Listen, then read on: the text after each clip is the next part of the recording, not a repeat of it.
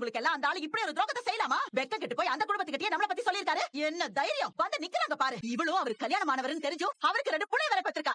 சத்தியமா சொல்றேன், உங்க அப்பா செத்ததை நினைச்சு இந்த நிமிஷம் நான் வருத்தமே படவே இல்ல. ஐயோ ஐயோ ஐயோ ஐயோ, இன்னும் நான் என்னெல்லாம் பாக்கணும்னு இருக்கோம் எனக்கு தெரியல. என் தலையெழுத்து. இந்த வயசுல எனக்கு இதெல்லாம் தேவையா?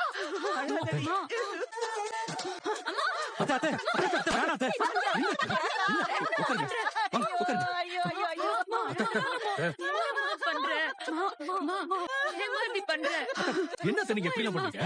இதெல்லாம் தெரிஞ்சதுக்கு அப்புறமும் இந்த உத்தர போக மாட்டேங்குதே மாப்பிள்ள. ஊரெல்லாம் சந்தானத்துக்கு 2 பொண்டாட்டி தெரியுமே. 2 பொண்டாட்டில ஒருத்தியா நானு. ஐயோ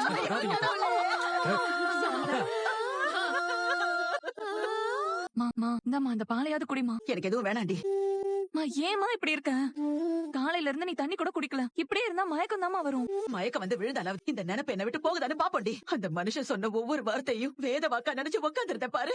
அதெல்லாம் இப்ப எவ்வளவு பெரிய முட்டாள்தனம்னு இப்பதாண்டி எனக்கு புரியுது. என்கிட்ட அவர் எதையுமே மறைக்க மாட்டாரு, எல்லாத்தையும் சொல்லிடுவாருன்னு எனக்குள்ள ஒரு திமிர் இருந்துச்சு. ஆனா எல்லாம் சுத்த போய் இப்படி ஒரு விஷயத்த மறைச்சிட்டு நான் காலையில சாப்பிடல, ராத்திரி தூங்கல, பயங்கர வேலைன்னு இத மட்டுமே சொல்லி சொல்லி என்ன ஏமாத்திருக்காருடி.